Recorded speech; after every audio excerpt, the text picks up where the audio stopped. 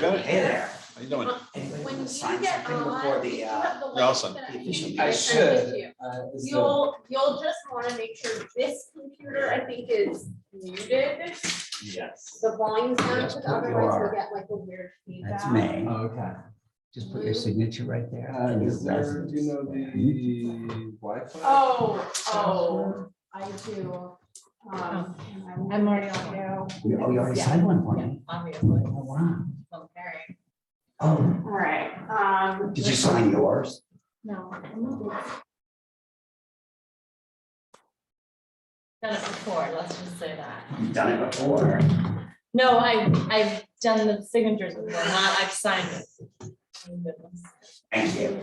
Well, Thank you very much. look, I did not.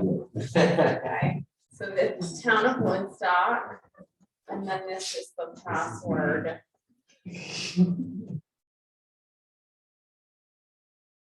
Sign your name. tired, long day.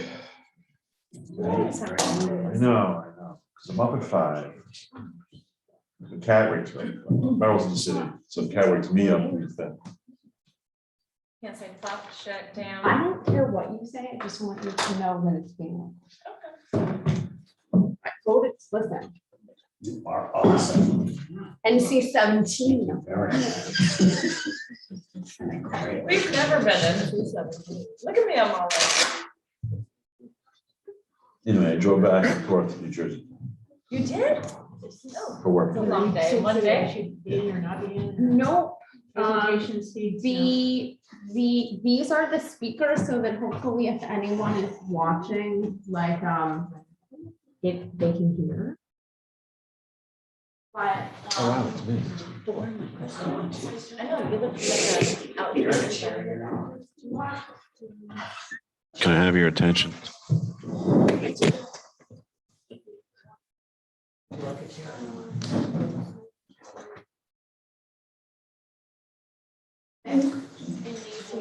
Let everyone in. Say what? Like another, no, I'm saying if I don't have a meeting, I just realized what it is, right? Excuse me. No love. I'm not here. Mom said no love. Mom said no love.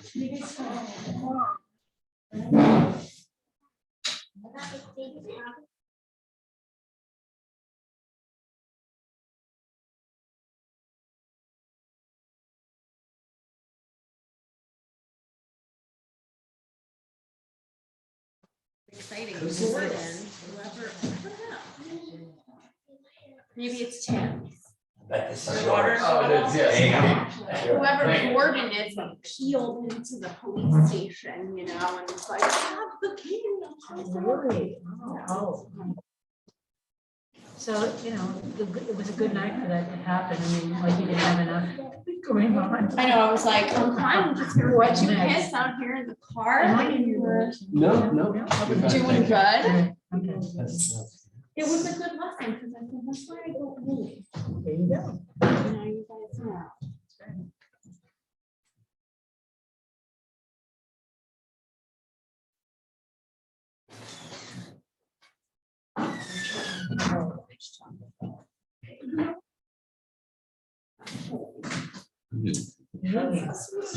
Every day. Yeah, before you.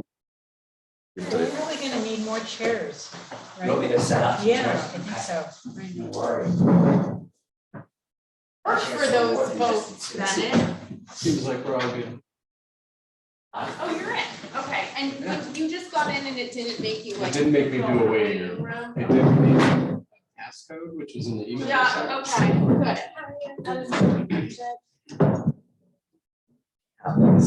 Hello.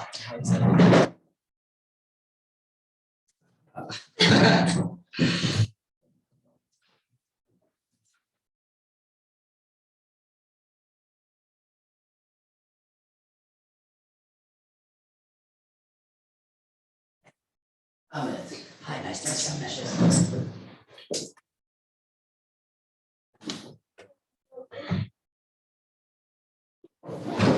Do you guys want to take your jackets and your hats off? Yeah, sure. Why don't you stay a while? What's in where? That's Where is it? construction, no end. So we don't know what's in there, but we know that this is not in there. I don't know what it is. I don't know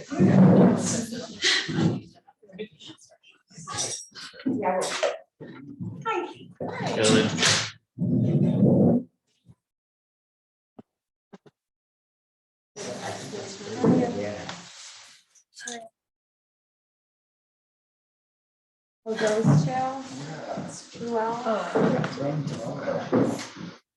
Oh, sorry, you asked for this. You asked for one, I get three. you don't have, Want me to highlight it? I do. I'm weird like that. I do. I do. Wow, impressive.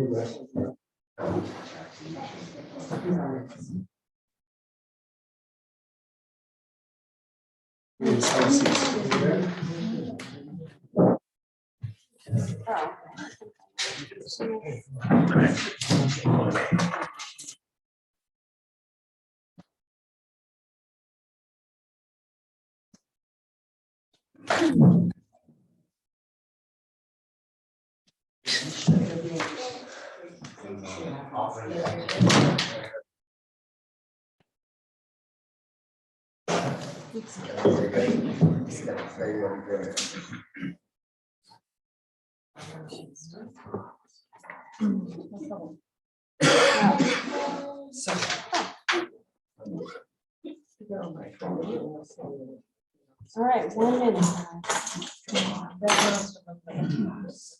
I kind of like read them and updated this sheet, so hopefully.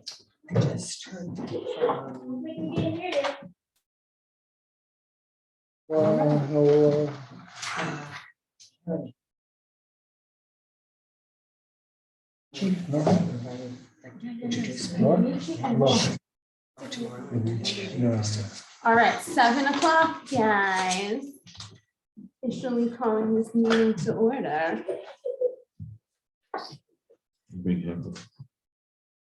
All right, we have everyone here from the WEC.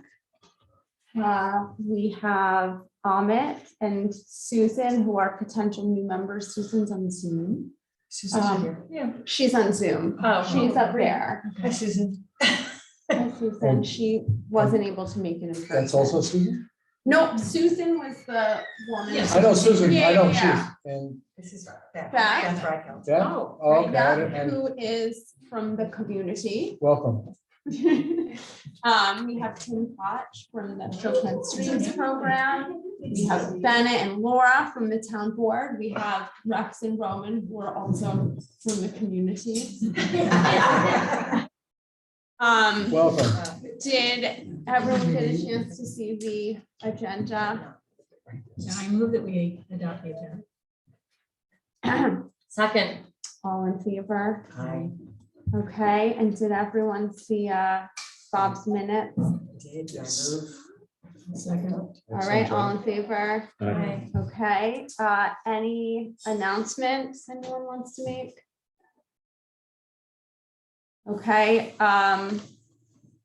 correspondence, I just have a couple of emails. We don't really have anything we can do about them today, but I'll give you a heads up from the planning board regarding Kalmar Lane and one other building site up on California Quarry. And they're just both things that we're going to be asked to go on site visits for, but they're still sort of in the earlier stages, but just a heads up.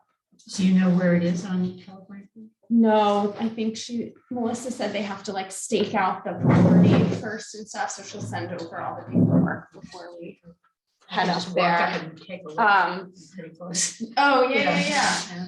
Right now, the Calamar Lane is in the hands of John Lyons and then Nan, who you guys probably remember from the housing task force, is looking at it. And then as they move forward, we'll get called in. But Melissa did also say that they would be presenting to the planning board at an upcoming meeting. If any of us want to go, I'm just not sure which meeting it's going to be.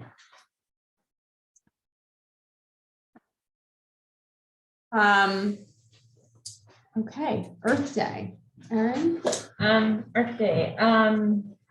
So moving along, Arlene and Julia and I have met, and also a girl, Nalita, in the community who I met, and she's been actually putting us in touch with people as well. So the Arm of the Sea can't make it, which is this puppet show, which is, yeah, are you familiar with the Yeah, so we were, apparently Rock Academy is interested. Okay. If we do the outside thing, I think it would play really well. I think there's also room inside, so I don't know. Jen Metzger's a yeah, I know, but then it's weather. So Jen Metzger's a yes, which I was really excited that her manager said she's interested. We'll work out the details later. So I thought that was a good compliment to last year. Mr. Koch from the Shoreham Watershed is also going to be speaking at Earth Day. Right. So we're excited about that because more people should know about the Shoreham Watershed Watershed Program. Like So well. I nailed it, right? Perfect. Totally. That was it. Arlene, did you have anything else? Ellie, I spoke to Ellie a little bit when you saw the emails about, we're going to talk about the sites that we have to decide on a site for them that they will give one or two people or one or two groups personal tours of some of their properties and talk to them all about it, how it came about, what's there. I also suggested when I was talking to her, I said, could we do the same thing with the pollinated pathway? In other words, go to some private gardens, some really Great idea, spectacular, yeah. get one or two people for that. And she said that's a great idea and she's going to work on that as well. I am talking to Karen Hadley from the 6th grade Bennett about the Yes group, which is, we talked about last time, and they're gonna most likely come. She's very excited about it. Yay. And do a table. And then I found out that the Eco Club, which is run by Rick DeRuvo at the high school, they also presented at that same Yes at the Ashokan. And just happens that it was my kid's favorite teacher, so I reached out today and hopefully I'll hear from him as well and we can get that. That's great. That'd be awesome. I talked to Little League. They don't have the schedule yet, so they're not sure, but they'll let us know. Okay. And they said, we'd love to invite the kids. That'd be great. Yeah, we'll keep you posted. And I reached out to the PTA Pete, so I think they'll send out. So I didn't, we have the flyer. We can give you the, yeah, we're just finalizing. Great, thank you. Okay, Susan says, did anyone, I'm sorry. We got we got to deal with Yeah. that. So for the gift basket, does anyone in the world still watch DVDs? I've got to. You know what? We put them in the last 2 years and I think, I don't know. I think No one returned them. No one returned them. Okay, well, they're fresh. They're Thank you, unopened. Julia. Okay, so that's one thing. This one looks I good. spoke to Holly Pereira at the library. She manages the youth programming. And she said they already have about 3 things they're doing that day at the library, but she said they would really love to send someone over, so they're gonna try to do that. Oh, great. And do what, Working like on it. speak or? Do A table? some kind of crafts or do something, they're thinking about it. She's in touch with the head librarian and they're trying to figure something out. All right, if they need a table, let me know. Yeah, It's of easy, course, or if they right. want to actually do something more than that, just let Yeah, me, I will. let us know. And the, I noted that Nana Jo Green says that you have to have your events in by the 27th of the month if you want to get on her calendar. So that's probably a date that we should be thinking of. March generally. 27th. Try to wrap it by Yeah. March 27th. I think, didn't we say March 22nd? Oh, good. Okay. Yeah. Actually, but yeah, okay. Thank you, Julia. Okay. Sure. Oh, I talked to the farm festival. So they have dates in April of the 15th or the 29th, which the 29th is obviously too late. To promote. you To mean? promote, yeah, they are doing the community table outside they want to do, so they were just concerned that if we do the 15th, then there's bad weather and we have to push it off, but I said, well, maybe we can, we don't need a space really, maybe we can just hand out flyers and inside the door. Okay. I haven't heard back if that's fine, but I'm sure it is, so I think April 15th So April 15th. is the Saturday before. Oh, I Yeah. say, okay, If we want to go there and publicize. thank you.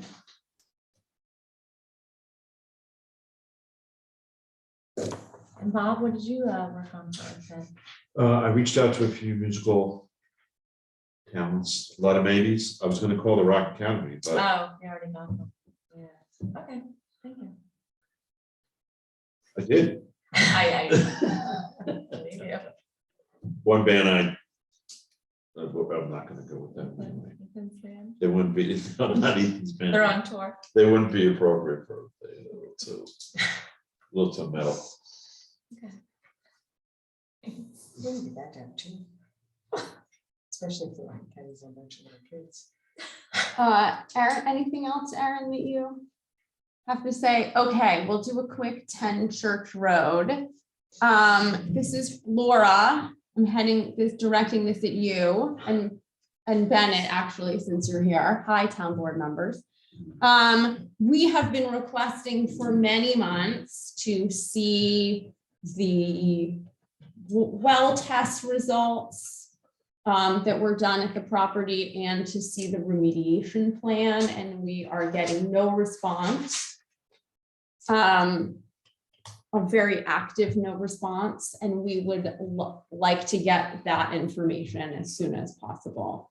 I did print out a copy of the original resolution if anyone wants to take a look at it, because one of these stipulations of the resolution is that the WEC get all of that paperwork to review. Yes, yeah, because it was hard to track down, so I know maybe not everyone has read it recently, but we should be receiving those things to follow up. And a number of us are getting still questions from the neighbors and the community.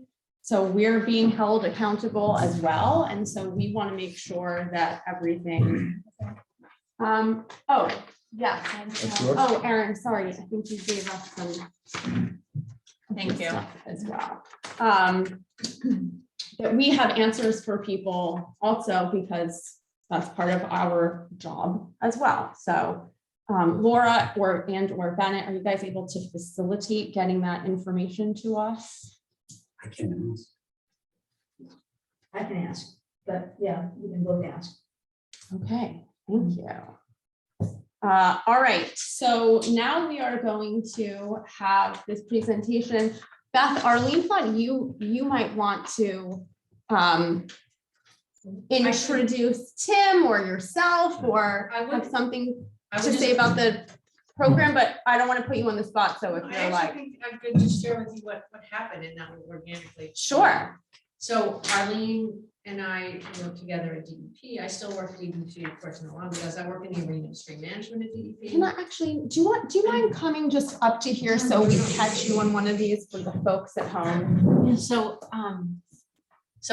I'm the director of the DEP stream management program, and we, many years ago, I've been at DEP for 30 years, but many years ago, there's a small team of newcomers, if you will, young people. That was us at that time, and we realized that in the Catskill Mountains that there was an integral relationship between the stability of rivers and the water quality for the city of New York. And we observed, it's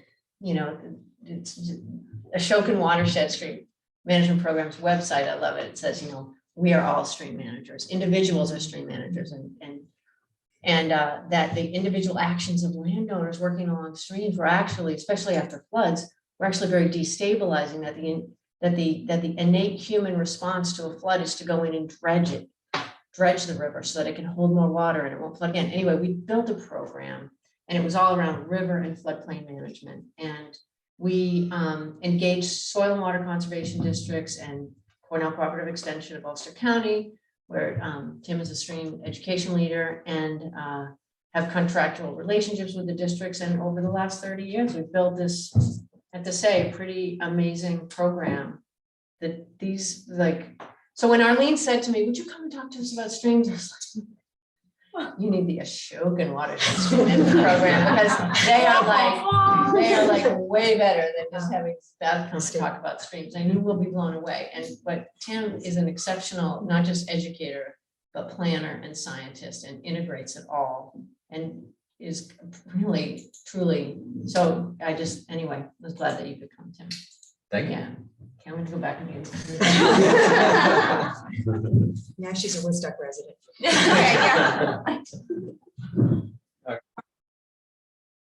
Yes, yeah. And sorry, I'll follow up just for everyone who maybe didn't see, this is gonna be the first part of sort of a 2-part series. This is like the introduction, and then the second part will be more about the program. Yeah. Okay. Yep. Thank you. All right, well, thank you, everyone. Thanks for having me. Like Beth kind of mentioned, we're gonna tonight talk about streams. So Streams 101, sort of what we call it, an introduction to streams. So I'm Tim Koch, stream education leader with Ashokan Watershed Stream Management Program. We're gonna go with AWSMP because it's a lot easier to say. And yes,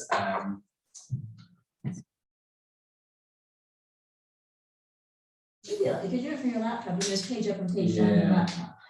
I was hoping to get the laser pointer too. So AWSMP is partnership between Cornell Cooperative Extension, Soil and Water, and DEP as the primary funder, and also technical assistance coming from them. And we work in partnership with the communities. Oh, my laser pointer doesn't work. Well, you can use your mouse. Oh, here, you know what? If you Okay, with your mouse shut. that works. So anyways. Sorry, I can probably get this. Yeah, that'd be good. There you go. Oh, almost. Yay. And you can move that up. Or down. There you go. Right. Yeah. So as Beth mentioned, we work to protect and restore stream corridor stability, which obviously leads to improvements in water quality, aquatic habitat, and everything. It's a functional cascade. That's what you can think of it as.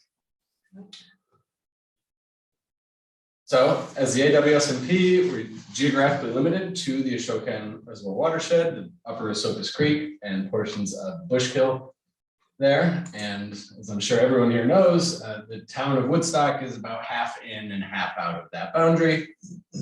And part 2 of our series, this AWSMP series, is going to go into more of that a little bit, and what that means for the town, what opportunities exist, funding opportunities, and how that all works sort of logistically with town government.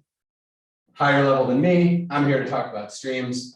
But one thing that I can sort of promote, something that we've celebrated recently Can I with ask the you a town. quick question? Yes. So you had the date of April 19th on that other page. Is there something happening on the 19th? Yes, so that's going to be part 2 of our sort of AWSMP talk. Okay. Leslie Zucker and Adam Doan will come Okay. and talk about more of the program. So what we can help the town with. And one example of that, a recent success story, is the Mink Hollow Bridge. I pulled this from the town of Woodstock website, and thanks to the town for the call out here. It's been a long process. We were happy to be involved. How long was the process? I'm just curious. A year? Since 2? before I started at the Really? program, which was 2018. Wow. And I So, know there like- was a lot of snags, some stuff that could have been, done differently on the front end, some things that couldn't have. So a learning experience. Yeah, and really it's still going. And so now I call out Bobby Taylor, who's the Catskill Streams Buffer Initiative Program coordinator or initiative coordinator, who some of you probably know, on the left in the picture there. And his work's kind of just getting started because he's now working to revegetate that site, which is going to have a massive impact on the stability of the stream in that area. So yeah, Arlene initially reached out to me due to Beth, saying that the Environmental Council was interested in looking into ways to improve zoning laws, specifically around wetlands and waterways, and wanted everyone to get on the same page as you all went through this process. And so I'm here to do, I doubt I'll blow you away, but I'm hopefully will, get everyone on the same page to do this. And I have sort of a stock Streams 101 presentation, and I was trying to modify it. And I was like, no. Arlene gave me basically a list of 6 questions, and I think I'm just going to stick to that and try to not go too long. So hopefully, 20, 25 minutes. Could I just intercede one quick question? Absolutely. You showed us the map and you said half of this is the Shokin watershed and half of this is the other part of Woodstock. Yes. Are these concepts applicable to the other part of Woodstock as well versus part of the DEP sort of authority, as it were? Yes. Great question. For the most part, I'm going to be talking about stream process. And so Exclusive of where it happens. Yeah, Okay. not exclusive of the landscape. And so there are some landscape differences in the town. But that border, that watershed issue is applicable on either side of that line. Yeah, the processes that are going on in the channel and the watershed don't really respect political But the boundaries. laws would be different because the DEP governs DEP protected stuff. Right, but then, And so you're not forcing the other side to do stuff, but you're recommending it because it's a good idea. Yes, but absolutely. it's the same streams. The technology is applicable. Are the streams? And so that'll be more the April talk. So are the streams going from the protected area to the non-protected area, or are they going from the non-protected area? I think let's just let him Okay. go ahead and then maybe we'll learn some of the answers to these questions. Yeah. Yes. Or is it- Sorry, to interrupt. I just want to make sure Yeah. we're talking generalization as opposed to Yes. this applies Yeah, only this to is a this. general It's general. stream process, and when it's not general, I'll mention. Gotcha, thank you. So the types of streams and wetlands, the interface between the two, weather and human-related issues, a little bit of what's the responsibility of landowners and where they can go for help, best management practices, and then you can't see at the bottom, but bridges and culverts. So those are the 6 things that Arlene kind of mentioned that might be interesting. So types of streams, if you talk to a stream nerd like me or anyone in the office, and you say an A stream type, we'll know exactly what you mean. So there are stream types, kind of the same way that you break down animals and plants and taxonomy. You can do the same thing with streams. So stream managers often talk in terms of stream type, A, B, C, D, DA, EFG. They all mean things to me, probably nothing to you. Really what these are sort of bins that streams fall into based on the valley slope and the valley shape. You can kind of see as we move from left to right, from A to G, the slope is decreasing and the valley shape is changing. So the relationship between the stream, which is the blue area, and then what we call the flood prone area, which is this dashed black line. So you can see those ratios are different between the two. Really, you can kind of think of 2 extremes of a spectrum. One extreme being steep confined valleys. So steep being that slope, and then confined being, that the valley bottom is pretty tight. And it's not long before you get to the valley wall where it starts to slope up. These types of streams tend to be straight, steep, erosive. They're a sediment supply for the larger system. Things are being eroded from these reaches, transported, and ultimately deposited somewhere else. So we call them sediment supply reaches. Typically about 2% grade. But what that means is these streams typically have what's called a step pool morphology. So you have a step here, or you have a pool here where it's nice and flat, a little step where you drop a bunch of elevation into another pool, another step, another pool, repeating sequence. This is important for these steep confined streams because streams really need to dissipate energy. If you put anything at the top of a hill, it has a lot of potential energy. As it moves downhill, that potential is converted to kinetic energy. And I'm not a skier, I don't know if anyone is, but skiing analogies work really great for streams. So if you're a skier at the top of the mountain and you just go straight down the mountain, you're probably not going to be on your skis very long before you wipe out. You need to dissipate that energy. So if you're in a steep confined valley where you can't really meander very much, you have to be straight. It's almost like a mogul skier. And the way that you dissipate that energy is vertically through these step pools. So if you can imagine you're a water molecule and you're going through this step pool stream, You're going really fast as you go through the step, and then you hit that pool and everything kind of calms down for a minute. That energy is dissipated. You hit the next step and it continues on like that. That's one extreme, steep confined valleys, steep step pool streams. On the other end of the spectrum, flat, low gradient, unconfined valleys, where the valley bottom is much wider, much broader. You typically get lower gradient streams. Not a surprise, but they're more meandering. And the flatter the stream, the flatter the valley, the more meandering the stream. That's a pretty set relationship in a natural setting. All that sediment that was supplied from the upper steep reaches gets into these lower reaches. They're depositional. So you get a lot of sediment deposition issues, wood deposition issues. And so we sometimes call these sediment storage reaches. Sediment's being deposited, it's stored until the next flood when it's moved again. At 2% grade is about the cutoff. Flatter, unconfined valleys, you get a riffle pool morphology. So again, the skiing analogy, we're not doing moguls because we have a lot more room to dissipate energy laterally. So more of a slalom as opposed to a moguls.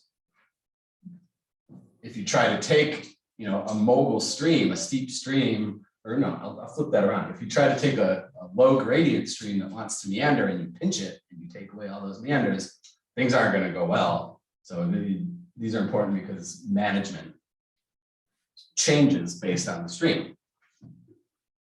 A lot of people think, there's a lot of conceptual sort of images out there where the headwaters of a stream are steep and the lower reaches are flat. And this is from, you can't really see it, but this is from the Beaver Kill Stream Management Plan, which is a document we published in 2015. So this is the longitudinal profile of the Beaver Kill, the slope of the Beaver Kill from the headwaters down to the reservoir. And so you can see, in the Mink Hollow section, it's steep. 4% is pretty steep for a stream. And so this is mogul. This is a confined valley, vertical energy dissipation. That's the stream this wants to be. Then it hits Willow Flats area, which is a legacy of the glaciers that were in here. It's an old glacial lake, and so that's why it's so flat. But yeah, the slope just drops off and it turns into this meandering stream through there, laterally dissipating energy through bank erosion and things like that. Much different from Mink Hollow. And then the lower section is really right at that 2% cutoff. So it sort of alternates. It's steep in areas, it's meandering in areas, it goes back to steep. So that's sort of the stream type. Kind of the take-home messages, I suppose, is that they are streams as dynamic as they are and interesting and unpredictable. In terms of form and behavior, they are somewhat predictable. And that's largely based on the valley shape, valley slope, and land use, which we'll get into a little bit later. Land use has a huge impact on streams. So Tim, just quickly, Yes. and I'm sure there's a longer answer, but a creek, a rill, a stream, are they all streams? They're all streams. Yeah, there is no official cutoff as to when a stream becomes a river. It's a lot geographic, actually. Runs are much more of an Appalachian thing. Brooks are much more common in the Adirondacks. Kills, Are here. Dutch word, Hudson Valley, where the Dutch was, so yeah, no difference between the names. But in general, you can think of them as on that spectrum between steep confined valleys, steep straight streams, flat unconfined valleys, flat meandering streams. Really quick, discussion of stream types there. I could probably give an hour talk on all 6 of those. So if you want more information, let me know. We can, if there's questions after, or we can always come back or hit on some of these at the Earth Day talk. The next big one was relationship to wetlands, and I could go on for 2 hours on this topic. But really, it comes down to groundwater. And what I would really recommend is everyone read this document, which again, it's cut off on there, but I put a link and I can share these slides. That would be great. Fairly easy to remember link from Yeah. AmericanRivers.org. 20 pages, it's really easy to read, it's research-based, and it's really excellent. A couple of the quotes, like from the conclusion, I don't like putting a lot of words up there, but they were sort of impactful. So these small streams are often unmapped, unrecorded, underappreciated. but they're integral parts of the nation's river network. So no matter what scale you're thinking of, nation, Hudson River Estuary, Upper Esopus, the Sawkill, whatever it is, you know, the small streams and wetlands are important. And it's a lot of times not visible why it's important. And so that's the second quote here, that a lot of times these wetlands don't have visible hydrologic connections to streams because it's subsurface. This image was really great too. Everyone knows the water cycle from, you know, 9th grade earth science or whatever, and you think of it, usually it's evaporation, condensation into the cloud, precipitation, and then runoff, and you have this circle. But really, it's obviously much more complex than that. So this is a new figure that the USGS just came out with a couple of years ago. This is the natural water cycle, so it doesn't include human influence.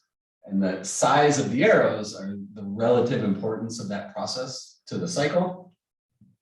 And so half of that cycle is underground. In terms of the stream wetland interface, subsurface connections, groundwater, it's really quite huge, and it's really important. We talk about it all the time for a number of reasons. You know, water supplies, flow persistence, water temperature is a really big one. You know, in the Ashokan, it's a really renowned fishery, cold water fishery. So we're thinking about climate change in the future, preserving cold water inputs to these streams is monumental importance. So groundwater is of monumental importance, and wetlands obviously closely tied to the groundwater table. Jump ahead to Arlene's third question, which gets into the human issue. Sorry. Oh, sorry. Well, I'm trying to hit the point. Human issues. So what you might notice is that the subsurface arrows are really big, but the entry points to that subsurface portion of the cycle are relatively few and far between. There's this big one here that's general infiltration, but otherwise, you know, you get a little bit of groundwater recharge from lakes, you get a little bit from the actual stream channel itself, you know, a little bit of seepage, things like that. But really, infiltration is where water gets into the subsurface portion of the hydrologic cycle. That's where humans can really have a big impact, and especially local governments that manage land use. And you probably know where I'm going with this, but it gets into how to manage land and what those decisions do for the water cycle. So again, with this sort of arrow, with the size of the arrow being proportional to the influence, you know, in a natural system, you know, if you get rain, you can expect about 50% of that rain to infiltrate into the ground. There's a number of things that could happen to it once it infiltrates, but about half of it infiltrates, and only 10% turns into stream flow, what we call storm flow, a rise in stream flow in response to a rain event. As you start to develop, so here we go from 0 to 10 to 20% impervious surfaces, you get really 100% increase in runoff. Although, you know, 8%, these are all conceptual figures, but so you get a more runoff at the expense of infiltration and to some extent evapotranspiration, which is plants using the water and evaporation from surfaces. So this is a low density residential, a rural environment. Once you get into a medium density, like a subdivision, more impervious surfaces, 30 to 50%. Now you're at a threefold increase compared to that sort of natural state. And now, you know, in Woodstock, this is probably subdivision level density. This is probably what you'd be expecting, this rural to medium density. But when you think of impervious surfaces, next time you're walking around somewhere where you're like, oh, this is kind of a natural environment, actually look at the ground, because there's a lot of stuff that's impervious that's not the big ones, roads, parking lots. But the sidewalks, the actual buildings themselves have roofs. That makes this entire area impervious. Things like tennis courts, picnic areas. And an interesting one that's coming up a lot recently is solar farms. Solar panels are impervious. And in addition to actual impervious surfaces, think about those parts of the landscape that are artificially drained, usually through subsurface pipes. golf courses, sports fields, farms. And again, properly built solar farms account for drainage issues, but they're still artificially drained areas, and these can be big farms, as probably a lot of you know. So something to keep in mind, especially as solar becomes a bigger part of land use decisions. So if I can ask before you go. Sure. Oh, 40% of operation, I saw it, never mind. Yeah. Answer my own question. And so, yeah, as you can see it, and this can continue into a really densely developed city. Runoff increases at the expense of infiltration, ultimately, as impervious surfaces increase. Sorry, do you mind explaining just, I feel so dumb, what artificially, I mean, I cannot imagine what that means, but in terms of a golf course?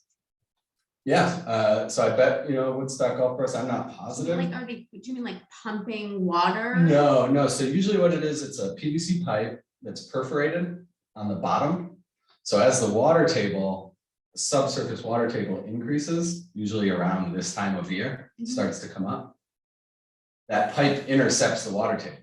And so it keeps it from rising to a certain point, which allows crops to get growing earlier in the year. It allows golf courses to get their grass growing earlier in the year. A lot of times when they build subdivisions, they artificially drain all the lawns just to keep basements dry and things like that. But yeah, it's sort of a sneaky thing that can happen. And when you're thinking about land use and the water cycle, it's something to keep in mind. Engineered to keep it from flooding. But it's artificially doing that. Yeah, well, it's more intervening. it's maintenance of the groundwater table, which obviously has connections to flooding and streams and everything. So in general, the more developed the watershed, floods get bigger, they get more frequent, and then really the river kind of suffers, whether that's water quality, chemical water quality, habitat. But again, in terms of water supply, which is really important in the SHOCAN, reduced flow persistence and reduced base flow, which is the water in the stream in August when it hasn't rained for 3 weeks and it's 80 degrees, that stream water is groundwater. That gets into our third point, this weather and human related stream issues. That impervious surface is the big one. I'm not really talking about weather, I'm talking about climate. Obviously, we all probably think about climate way too much for our mental health. Climate's what you expect, weather is what we get. So what's really neat about the Ashokan, especially the Upper Esopus, is we have getting close to 100 years of continuous stream flow data. 98% of it probably at 15-minute increments. So a lot of data, long-term data, climate trend, level data, which not a lot of places have. So what we see here is the flow record from 1931 to 2021. The blue line is the mean daily discharge. So the flow over the whole 24-hour period, the average of that. And then the red dots are the 10 largest flows ever recorded at the Coldbrook gauge, which is a USGS stream monitoring gauge, right before it goes into the Ashokan. So looks like a plot. I don't know how often y'all look at graphs. I look at them a lot. So the first thing is climate change. Warmer, wetter climate, not a surprise. Probably everyone knows here that's what we're expecting. We don't really see that in the peak flow data yet. It's actually interesting because if I had made this graph before December 2020, the slope of that red line would have been a lot higher. But that December 25th, 2020 storm is actually the 10th largest flood ever recorded. And just statistically, it pulled that slope down. So another thing, you can make statistics do what you want to some extent. But we do see even still a very slight increase in the trend line for flood magnitude. So you can think about that, how big floods are, and they're getting a little bigger according to the data. What's really interesting though is if you look at this 10,000 CFS value for the mean daily discharge, you start to get a really neat pattern where you get these 8, 9, 10, 11, 12 year periods where the mean daily discharge never crosses that 10,000 CFS threshold. Big one in the 60s and the early 70s. And this is really important because that's when the majority of highways were built. A lot of culverts were built in that time frame. And then from Tropical Storm Irene in 2011 up until that December 2020 flood, never crossed that line, never even came close to crossing that line. A really hydrologically quiet period is what we call that. Obviously, in between those periods, we have what we call geomorphically active periods or hydrologically active. What you'll see is, multiple instances of mean daily discharge above that threshold. And then also that happens to be when all of those large floods have occurred. Some interesting patterns emerge. And then when we start thinking about climate change in conjunction with historic climate patterns, it just kind of opens up the question of what are we going to expect for the next 10 years? If you trust historic patterns, we'll be expecting to see some floods. I'm not saying we're going to get an Armageddon flood, but some more 5-year floods, some more 10-year floods. Maybe that's in our future, and perhaps those are going to be exacerbated a little bit by climate change. So there's like, this graph says there's a cyclical pattern of damp. Yep. That, or 10 years or whatever. Yeah, or active versus quiet. And these are, I took a meteorology class in college, and they talked about mesoscale patterns. And it's a lot of these global patterns of precipitation and wind and temperature and ocean currents that all combine to form these decadal scale patterns that happen all over the world. But this is one that we see in the Esopus Creek, right here. Why? I don't know. So if we go to Tennessee or Canada or someplace else, we might see similar patterns. It might manifest itself in a different way, but you'll probably have these decadal scale patterns in one form or another. La Nina, El Nino, something like that. They always predict that. There's a lot of variables really that are. impacted. Yes, yeah.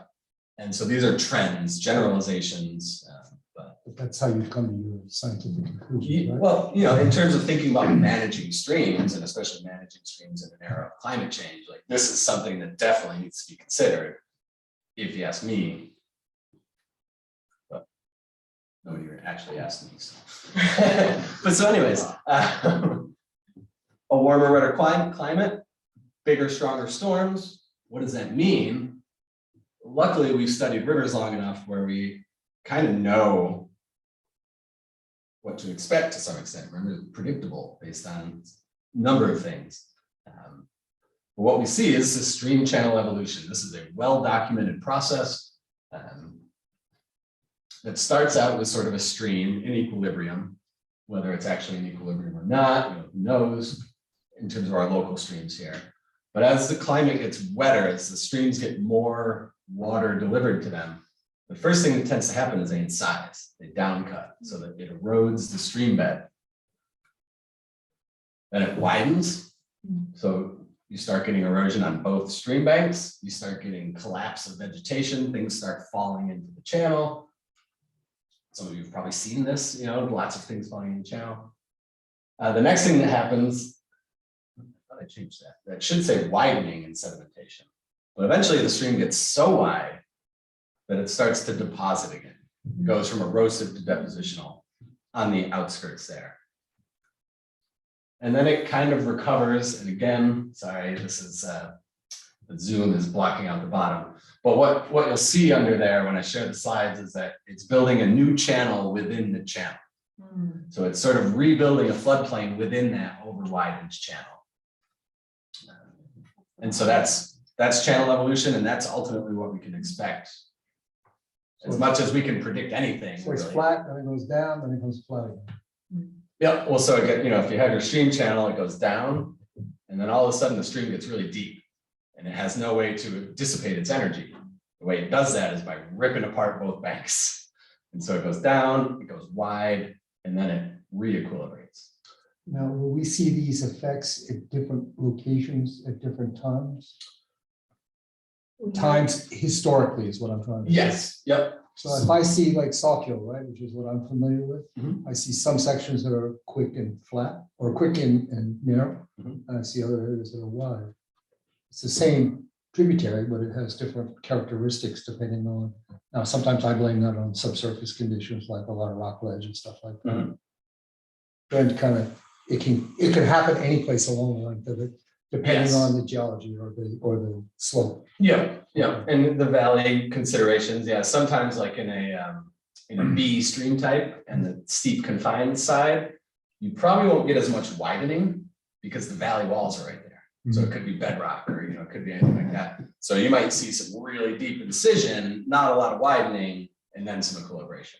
In a place like Willow Flats, you could see 50 feet of bank retreat before it starts to re-equilibrate. So it depends on the stream, it depends on the context, the valley, all of that. Complicated system. Yeah, but this is all sort of conceptual, but as you're thinking vaguely and ahead into the future, this is what I'm thinking about in terms of managing streams. So our bullet points for this, the development imperviousness, large impact, climate's changing, but we also have historic trends to deal with. Whether those trends continue with climate change, I'm not a meteorologist either. All I really know about is streams. But that climate change will lead to predictable channel evolution, probably in that form of channel enlargement. So the responsibilities of landowners and where to go to help. So this is actually from the Stony Globe. This isn't in Woodstock, but this image. Terrifying. Airbnb. But I was trying to think of how to answer this question. I really didn't have any good answers besides the fact that when you go hiking up a mountain, there's not guardrails. There's some inherent risk when you go hiking. When you live next to a stream, there's inherent risk that you accept. Now, the issue is when you go hiking in the mountains, you sort of know what you're putting yourself into. What we've been finding is a lot of folks don't know the risks when they buy a home. My colleague Brent Goach, that some of you might know, used to work the program. He did a stream training on flood maps for real estate professionals. I thought it was the most brilliant thing. Such a good resource. We're hoping to continue that. Brent's since moved on to DEP, but we're hoping to continue that series because it's immensely beneficial. Flood insurance, I don't know if anyone has it. It's not great in terms of the coverage and who's required to get it. Not to mention, FEMA just completely revamped the entire flood insurance program.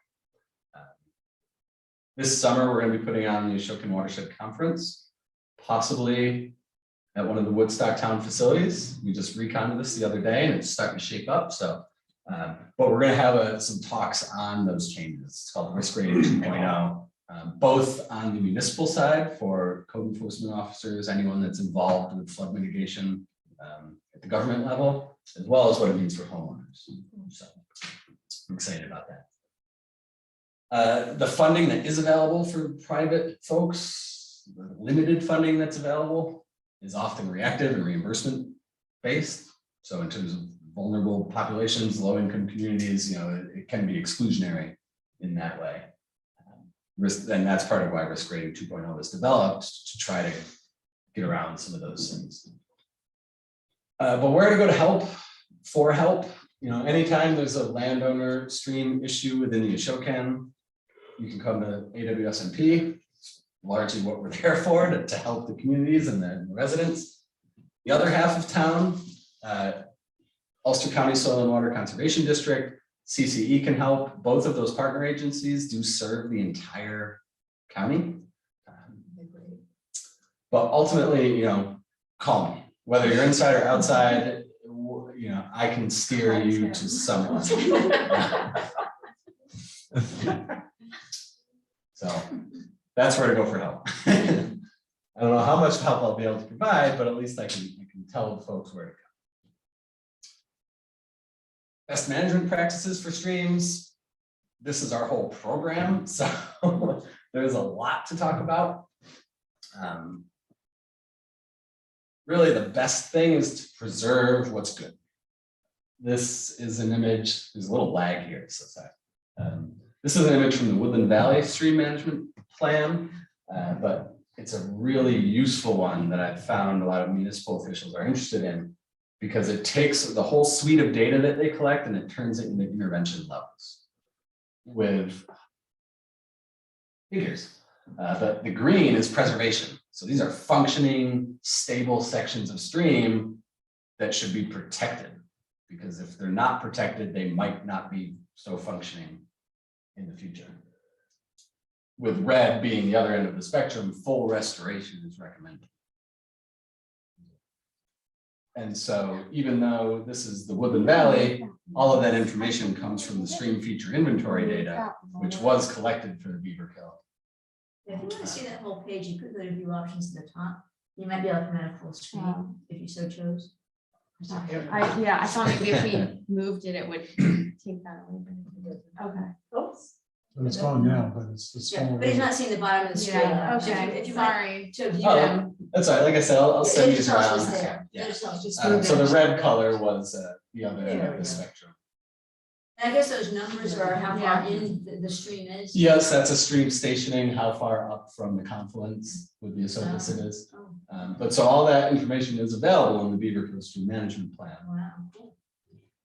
We are in the process of publishing a stream management plan for the Little Beaver Kill. I didn't see the intervention level, but this was one that's color coded based on the width of the riparian buffer. So that vegetated buffer next to the stream, with the idea being areas where you have big, thick, dense native buffers. Keep those. Those are going to be the best thing that you can do for the stream is to preserve those areas. Yeah.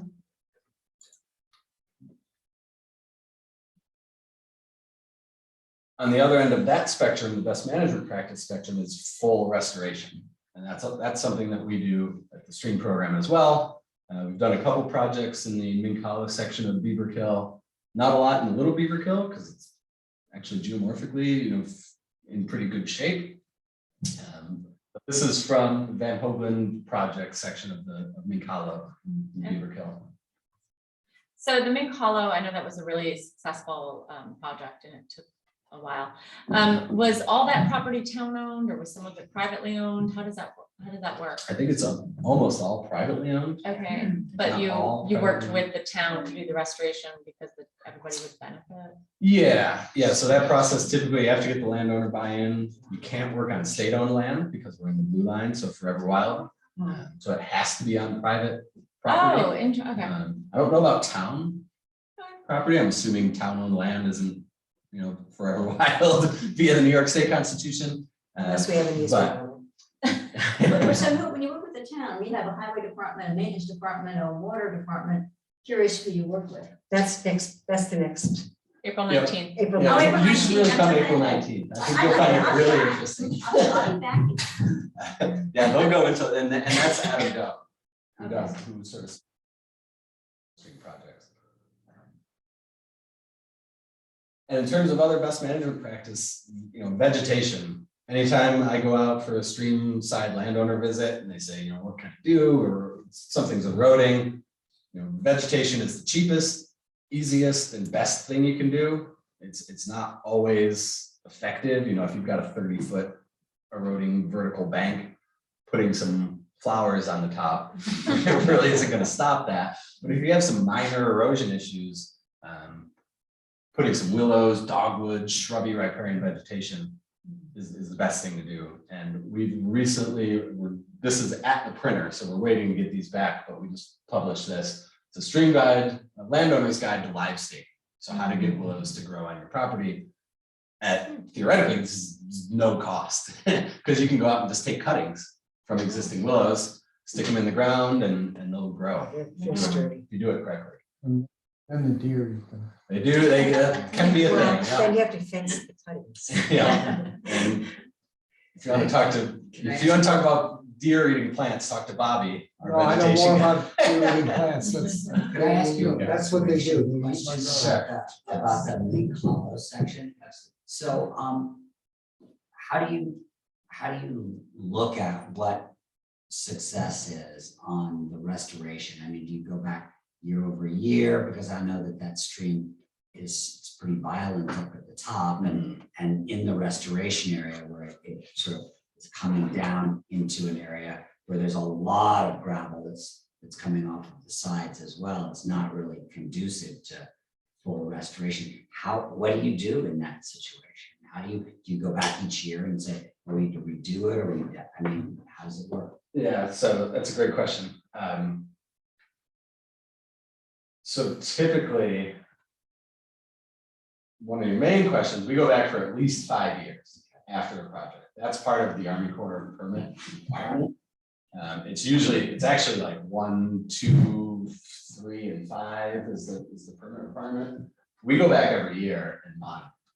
So if we're supposed to, the channel is supposed to have a cross-sectional area of 115 feet based on the design and all the models, we'll go back, and if it's trending away from what it's supposed to be, we'll know, can go in, take some remedial action, or monitoring is a huge part of our projects, as is a really robust prioritization process. So DEP is the primary funder for projects in the Ashokan with a water quality objective, obviously. But a lot of what my colleagues in soil and water do is find those water quality projects that provide other benefits, water habitat improvement, flood mitigation, erosion reduction. So how do you gauge the aquatic habitat? There's a relationship between geomorphic features, so pools, riffles, pool depth, pool spacing, and that's actually something we're piloting almost on a national level, an index that can say, all right, based on these geomorphic conditions, you can expect high quality habitat for these types of fish at these life stages. Really, really complex, crazy stuff that's now being integrated into our project designs. And so what, in that particular case, are you also working with the city of Kingston? Because I know that they have a fish ladder there that's not exactly the most efficient. Oh, yes, at their water intake. Yeah. Yep. I don't know the answer to that question. That'd be a good one for Adam. Yeah, that's Mikala. Yeah, that's That's right. Mikala. At the diversion to Cooper Lake. Yeah, is that where the tree is down now? Well, the entire area is, it's a historically diverted beaver kill. And the beaver kill runs on into the Esopus, which runs into the Ashokan. Right. So it's both the city of Kingston and the city of New New York. York. Right. And all this erosion problem that was. So I'm happy to hear that you guys do that 1, 3, and 5 year thing. I was just kind of curious as to then how do you work with, do you work with the 2 cities in telling them what's going on, or are they just the funders? That would be another Adam question. Yeah. Yeah, that's a whole, yeah, they have to report to everybody. Yeah, there is a lot of collaboration. These projects take years.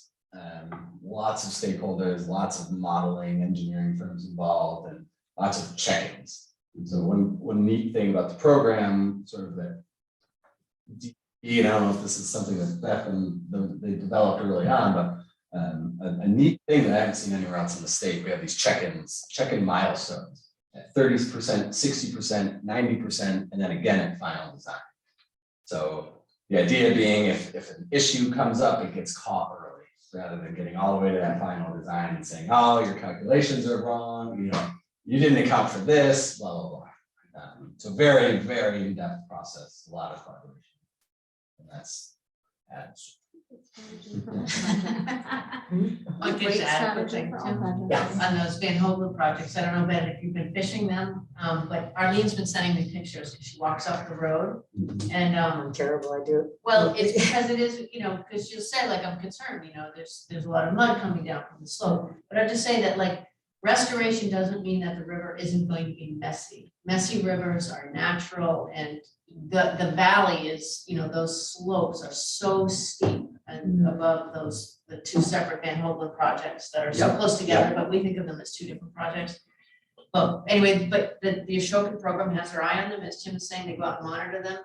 And to undertake any kind of a repair is something that can be done. It's not done very often, because these projects are actually built to deform with Right, flow. yeah. I mean, there's structures, rock structures that are in the bed of the stream.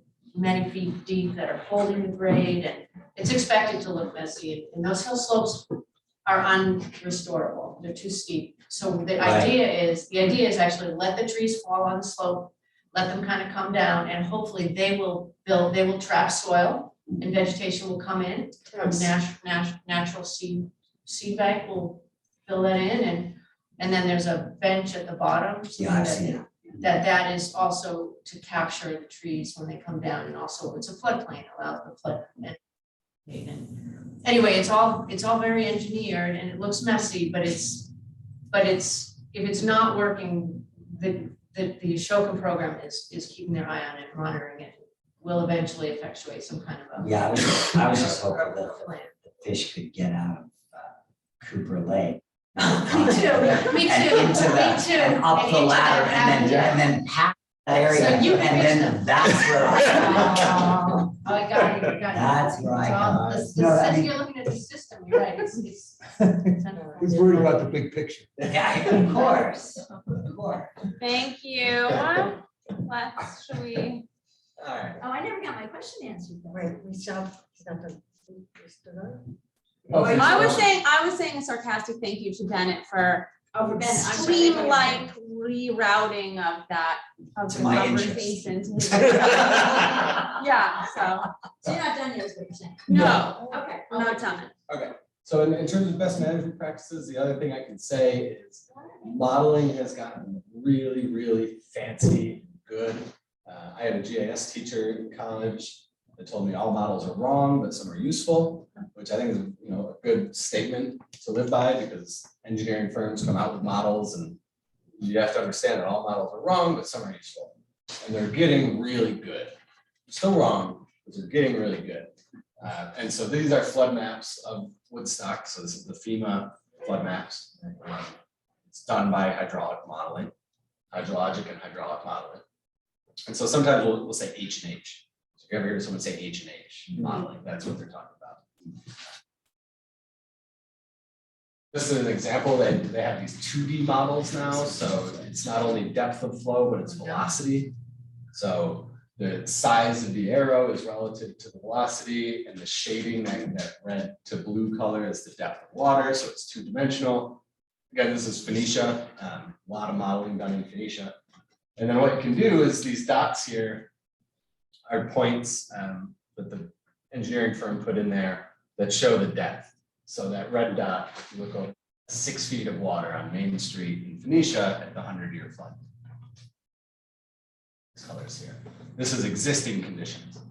Then what you can do with these models is you can change the landscape. We're going to change this bridge, or we're going to reconnect the floodplain in this area. And then you run the model again and you see what the differences are. And so, for example, this is one alternative for the Bridge Street Bridge in Phoenicia, and then it shows the flood reduction, whether at the 50-year. None of the numbers here really matter. It's just that models are getting really good and really effective. Same time, they're getting expensive. To run these, you have to have a lot of expertise to do these. TechRAS, the model. Yeah, so that's typically the industry standard, but now they have sediment transport modules, 1D, 2D modeling, a lot of options, but it's all HEC-RAS, which comes from the Army Corps of Engineers. And so what you can do here is down on the bottom of this image, you can see this existing conditions. So getting a little bit of, we're getting all these houses out of the floodplain down here under whatever this is, alternative 3. That's where the flood buyout. So they're actually looking at High Street for the buyouts, which is up here.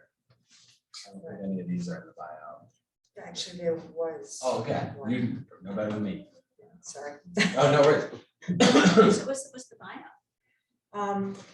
New York City has a flood buyout program that works in between the federal government's flood buyout. Because there's a lot of regulations in the federal program that stop people from being eligible for it. So we kind of turn, I'm not we anymore, I'm retired. They turn their eye away from borrowed monies, certain monies that they borrowed, or just certain issues, and they paid. House was worth before the flood, And they're gonna buy you out because and you they have a buy flood the person situation? out, and then the town usually helps them remove.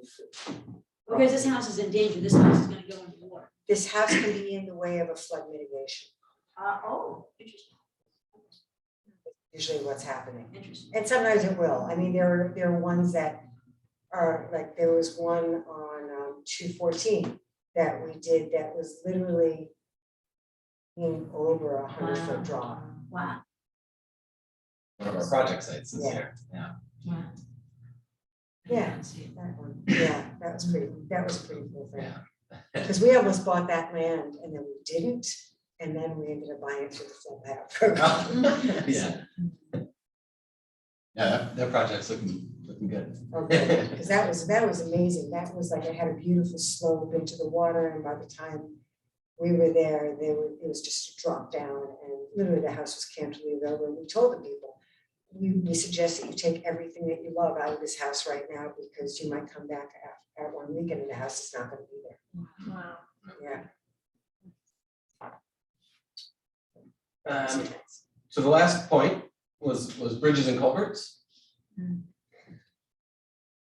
A lot of them is one of the take-home messages. They vary in criticality, so some roads are more important than others. But some roads are one way, and losing that road traps people. So there's a lot to think about. You typically think about it in this failure scenario because they can and do fail. Dozens of small culverts failed during Irene, number of big bridges. Route 28 in Mount Tremper may have closed for a little bit. It was mostly open. It almost closed though, and that would have been big news. That's a DOT, what do they call it, critical lifeline or critical something road. So one that they want to have open during a 100-year flood. If they're undersized, they can worsen flooding, create erosion and deposition issues, and then, obviously create impacts to the stream, negative impacts to the stream. I put this picture on here because this is Ben Gannon. I don't know if everybody knows, but Ben Gannon from Ulster County Department of Environment, Megan Lung from the Hudson River Estuary Program, and one of our seasonal employees, Kaya Parmalee here. But with Ben, some in some work outside the watershed. I mentioned Ben because he is currently working on a project that I'm involved with as a technical advisor to continue working on assessing culverts and bridges in the lower Esopus watershed. Woodstock's pretty cool in that it's the first town in the entire state to have almost all of their crossings assessed using this multi-objective stream crossing assessment protocol. This is something that was developed by us in the Ashokan program that is trying to get to this holistic view of culverts and bridges. So the structural condition, which is what the highway managers are most interested in, along with the flood flow capacity. So, can this structure pass the 10-year flood? Can it pass the 100-year flood?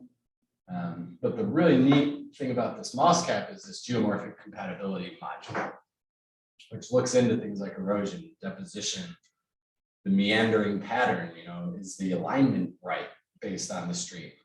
If you're in a flat meandering system and you're on the outside of a river bend, that's not really a great place to put a crossing. So it takes into consideration some of these things, that valley slope, and then it obviously has this aquatic organism passage component as well. And this is actually in Hurley, but Ben has been using this system in the other portions of Woodstock and Ulster County as well, with more planned for this year. This figure I pulled off last minute, and the only thing I want you to look at is this one here. This is just that there's federal monies coming that will be made available for roads, bridges, and culverts. How laborious it will be to get that money, I don't know. I know of some opportunities that exist already. Bridge New York, and I know Woodstock has taken advantage of some of those programs in the past. And we work closely with Scott Bonesteel and the Highway Department on these types of projects. And I think this might be getting towards my last slide. The Ashokan portion of the town, AWSMP is there with some funding opportunities for these stream-related public infrastructure improvements. We have our own rules and limitations, just like any other funder does. Personally, I think ours are a little better and more reasonable and better for the stream.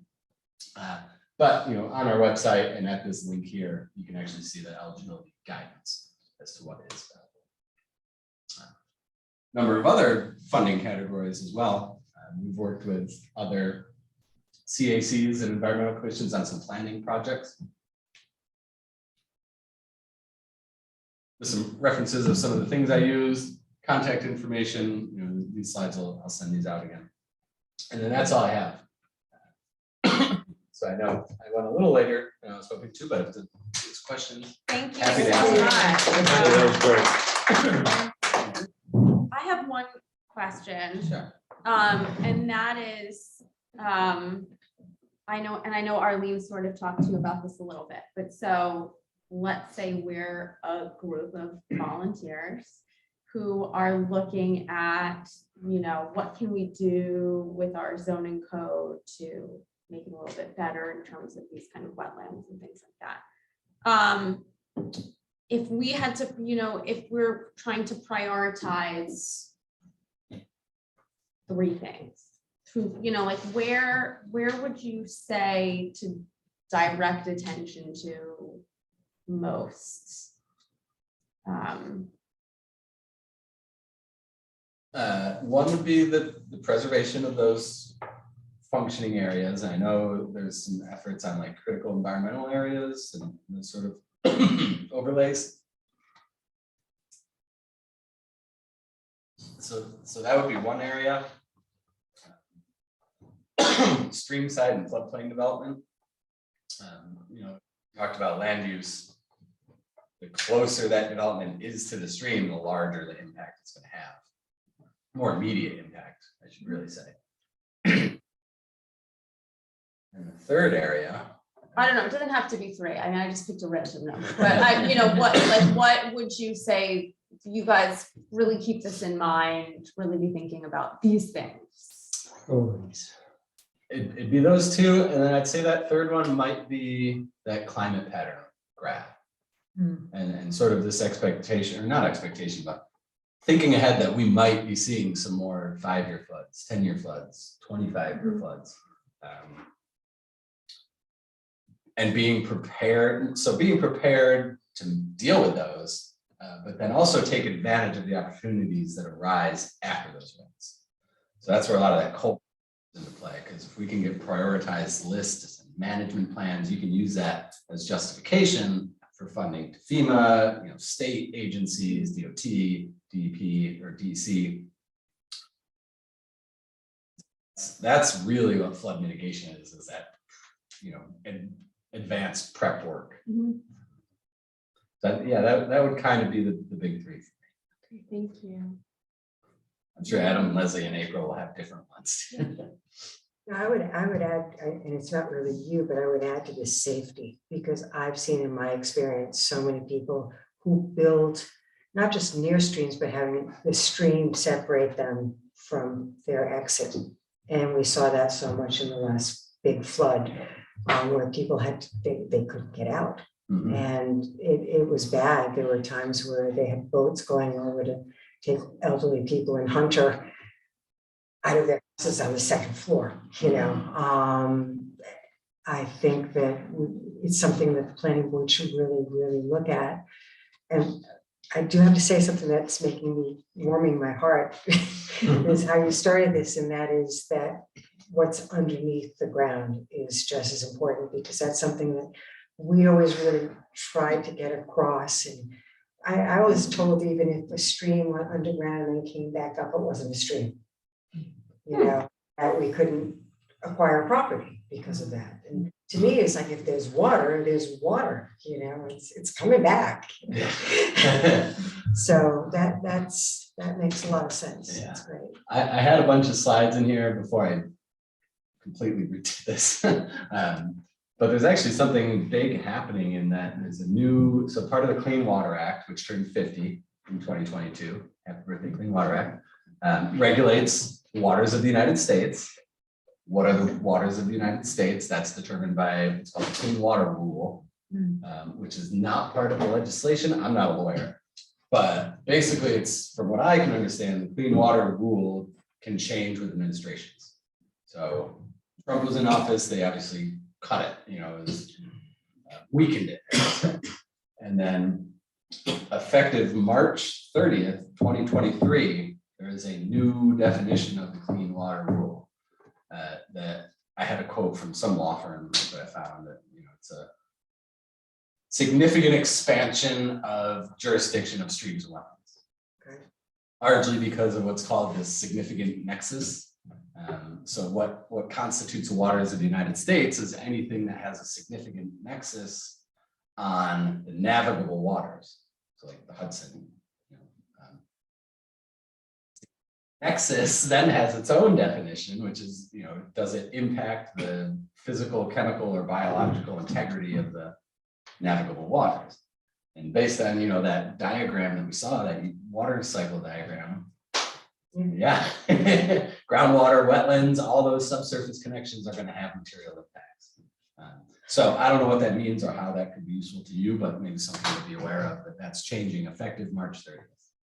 And it's Laura, do you still have your question? Last Or hour, did yeah. it get it? Okay. What do you got? I'll try my I best. can be patient. Well, now I have two things, actually. Okay. So the other thing that was not my original question is when you talk about the focus on culverts and bridges and whatever, as probably everybody knows, we have the Tinker Street project coming up. There's a New York State DOT project on 212 from Rock City Road out towards the post office, where they're gonna be tearing up the road and they're gonna be redoing 3 bridges, including, I don't know whether the culverts or bridges or what exactly they are, but in any event, that is being done. So as you look as a WEC about where you're gonna focus on, that's a focus already gonna happen.